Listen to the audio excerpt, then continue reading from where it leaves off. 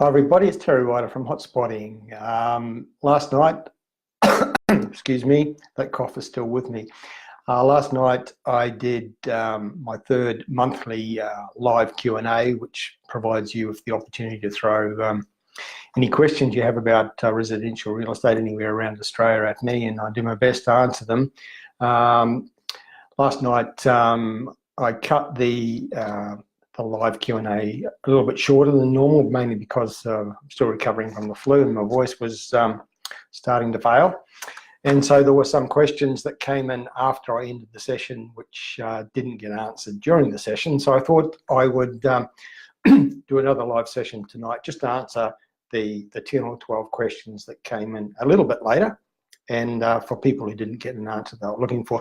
And as is usually the case, most of these excuse me, most of these questions relate to particular locations. So in no particular order, but some of the questions that didn't get answered last night, one came from Michael, which was about the suburb of Auburn in Melbourne, just asking my thoughts about that particular suburb. Michael, Auburn is part of the Brimbank local government area, which has been one of the outstanding performers in Melbourne's recent property boom.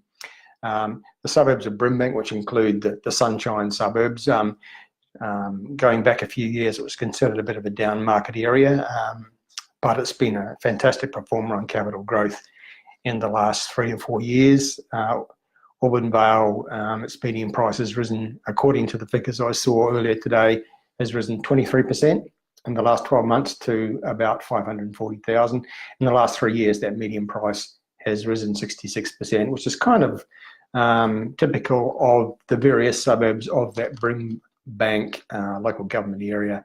What was formerly a very affordable area to the west of the Melbourne CBD, and it's been one of the top performers on capital growth in the last, say, 3 years. Would suggest that probably most of the growth it's going to have has been had now, but certainly it's done very, very well. And was asking about the Kwinana precinct in Perth, particularly with reference to the decision to have a lithium refinery in that area. The Kwinana area is a series of affordable suburbs in the south of Perth, and as the Perth market recovers, which is a process which is now underway, I do expect demand to grow in that area. And one of the things that that Kwinana precinct has in its favour, apart from a high level of affordability, is lots of major jobs nodes in or close to the residential suburbs of the Kwinana local government area, and the decision on the lithium refinery is just going to create another major jobs nodes that's going to add to the appeal and of that region. Paz was asking about the Northern Territory, specifically what do I think about prospects for Darwin and Alice Springs over the next, say, 2 to 5 years. Darwin's been going backwards for the last 3 or 4 years, a little bit like Perth, but unlike Perth, which is now showing strong signs of moving into a recovery mode, there's no signs yet that Darwin is doing that. I expect it will start to do so perhaps later this year or into next year. It just needs some of the projects that are on the books to get underway. Darwin's a pretty small, it's a capital city, but it's a very small city, and it's impacted by in a major way by relatively small events. It just needs some of the proposed projects, many of them to do with the resources sector, to actually get underway and revitalise the economy in Darwin and therefore demand for real estate. Alice Springs has been a very solid performer. It's the one market in the Northern Territory that's hung tough, stayed strong, showing some growth in what's otherwise been a pretty tough market. So it's just been very solid. Alice Springs. Cameron was asking about a couple of suburbs in Perth, Queen's Park, which has got a median price of about 420,000, and East Victorian Park, which has got a median price above 600,000.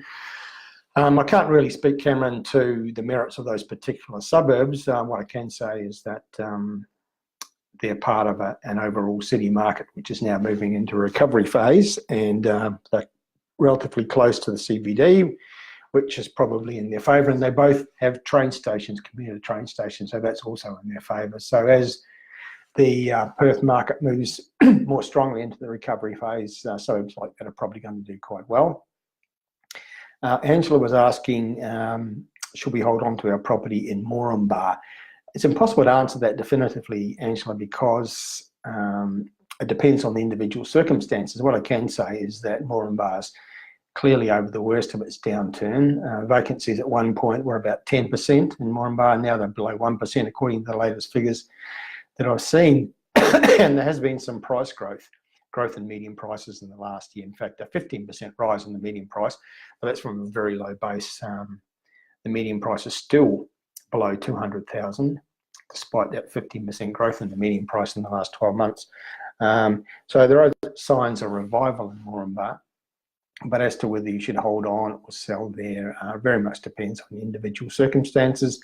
And as I said last night in the live Q&A session, if you do want to talk to me about your individual circumstances and get some my thoughts on what would be the best course of action moving forward, I do provide a one-on-one strategy session, which you can find out more about on the hotspotting.com.au website. Andrew was also asking about that service last night. I didn't get a chance to answer, but Andrew, how do you find it? You go to the homepage of hotspotting.com.au. From the menu bar at the top, you'll see investors, and it'll give you a choice of subsections. Click on mentoring, and in that section you'll find more information about the strategy session, which may also be of interest to you, Angela. Toby was asking about Goodna. That's a suburb of the Brisbane metropolitan area. It's part of the Ipswich City local government area, which is one of the parts of the Brisbane market that I favour most strongly going forward. It has the most affordable suburbs in the Brisbane metropolitan area, lots of jobs nodes and plenty of growth drivers. And one of the most recent to emerge was the $5 billion defence contract that's been handed to a company that's going to do most of the manufacturing of those military vehicles to the tune of $5 billion in the Ipswich City area, very close, in fact, to the suburb of Goodna, which has got a median price of about $320,000 right now, and typical yields of around 5 to 5.5%. So there's plenty of reasons to consider that. It's a down market suburb, but it's on the train line, it's on the motorway, and it's close to Springfield, the master plan community with lots of amenities, and also close to where that defence contract is going to be happening. Also in Brisbane, Alf was asking about the suburb of Ascot. This is one of the more upmarket suburbs in a northern suburb of Brisbane, where the median house price right now is 1.5 million. Alf, that market seems to be travelling along quite well. According to the figures I saw earlier today, the median price for Ascot's increased 9% in the past year. And I have noticed that some of the $1 million suburbs of Brisbane have shown some considerable growth in their median prices in the last 12 months. So Ascot seems to be part of that trend, which may be indicative of something better starting to happen in the Brisbane market overall. Daniel asked about the suburb of Elizabeth North, which is part of the northern suburbs of Adelaide. As I've said many times, I believe Adelaide's a very underrated market. The South Australian economy is stronger than people think. And so we're going to be seeing some growth, more than what people expect, in various suburbs of Adelaide. Now, Elizabeth North is one of those down market suburbs up in the northern suburbs. Its median price is still below 200,000. So it's very much at the bottom of the market. Some people have a bit of an issue with buying in those cheaper areas because they think they're going to get a lesser standard of tenant. That's not necessarily the case. What I can tell you, it's very affordable. The median price has grown 7% in the past year, but it's still below 200,000, and the median rental yield for houses is 7%. So the chances of getting a pretty good rental return there are strong. One of the negative things that's had a lot of media is the closure of the Holden car plant there, but I can tell you there's a lot of other compensating factors in the northern suburbs of Adelaide, lots of major jobs nodes, and including the Edinburgh Defence Facility. So there's still plenty to recommend areas like that if you can get over the hump in your mind about the stigma of that down market area. Still staying in Adelaide, Mandy was asking about Seaford Meadows and saying that she'd owned a property there for a while and it hadn't performed that well. Should she hold on? Well, I do believe that Adelaide generally is coming into a period of growth, and so it might be wise to hang on a little bit longer. And keep in mind that you're talking about Seaford Meadows in the Onkaparinga local government area down in the south of the Adelaide metropolitan area. Keep in mind that Seaford itself, so there's a number of suburbs with Seaford in the name, but Seaford, its median price, according to the figures I saw earlier today, has grown 10% in the last 12 months. So if that's real, sometimes these statistics can be misleading, but if that's real, then Seaford Meadows, which isn't far away from Seaford, may get a ripple effect from that growth.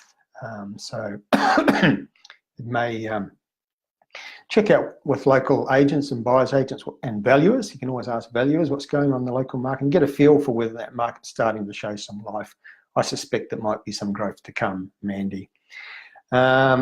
And Debbie was asking about Chinchilla. That's in the Surat Basin area of Queensland. It's one of those areas that suffered greatly during the resources boom, not because there was a downturn in resources, but because the resources company started building temporary accommodation camps for their workers and flying in and flying out. And so the people working in the projects in the Chinchilla area, similar to Gladstone, similar to Moranbah, weren't actually renting or buying local houses and units. They were flying in, staying in the temporary accommodation camp and leaving. So lots of small and medium-sized developers built lots of new product in areas like Chinchilla, expecting high demand from the coal seam gas industry. It didn't happen because of the temporary accommodation camps, and vacancies at one point in Chinchilla were above 20%. But they've come down a lot in the last 3 years, and they're now just a little bit above 3%, according to the latest figures.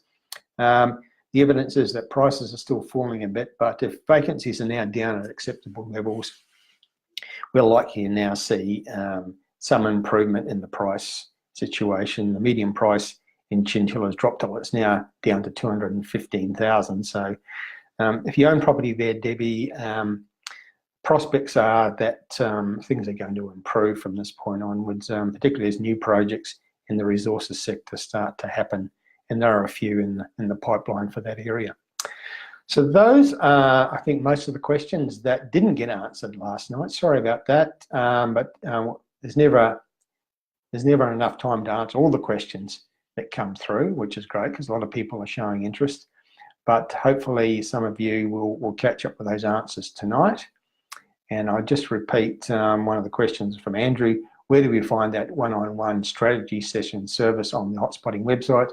You go to the homepage, click on investors, and you'll see mentoring. That's where you find more information about the one-on-one strategy session that I offer.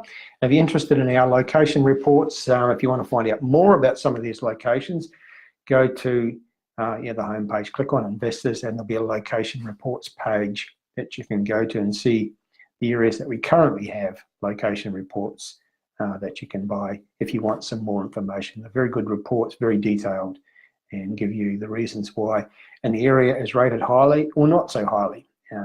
Some of the reports are special reports focusing on areas that haven't been doing so well, such as Gladstone and Darwin, and we're giving an update on what we see as the future prospects, if they're going to recover and when they're going to recover.